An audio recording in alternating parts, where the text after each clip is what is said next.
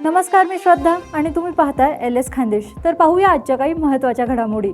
जळगाव 40 गावात नगरसेवक नगरपालिका अभियंत्यात जोरदार खडाजंगी, गटाराच्या कामावरून विरोधी पक्षात वादावादी। अकोला मुद्रांक जिल्हाधिकारी किरण चौधरी यांच्या विरोधात लाचखोरी प्रकरणी नवी माहिती, सीलबंद निवासस्थानाच्या झडतीत महत्त्वाची दस्तऐवज अन्य साहित्य हाती लागल्याची चर्चा।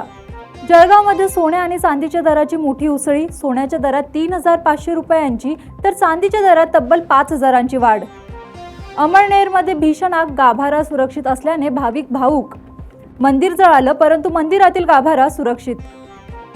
जळगाव अमळनेरच्या प्रति पंढरपूर संत सखाराम महाराज वाडी संस्थानचे 15 कोटीपेक्षा जास्त आर्थिक नुकसान, आमदार अनिल पाटलांचं वक्तव्य। आषाढी एकादशीच्या पार्श्वभूमीवर पंढरपूर विठ्ठल रुक्मिणीच्या दर्शनासाठी जाणाऱ्या हजारो वारकऱ्यांसाठी महत्त्वाची बातमी। गाडीला जळगाव जिल्ह्यात एक वाढीव थांब्याची पश्चिम रेल्वेची मंजुरी। जळगाव पाणलोट क्षेत्रात मध्य प्रदेशात मुसळधार पाऊस, हतनूर धरणातील पाणीसाठा 72%वर, नदीकाठच्या गावांना सतर्कतेचा इशारा।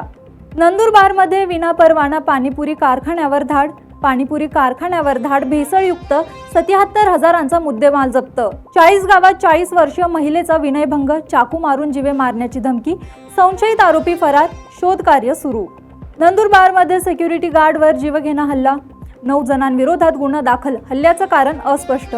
तर या होत्या आजच्या काही महत्त्वाच्या घडामोडी। पाहत रहा LS खानदेश।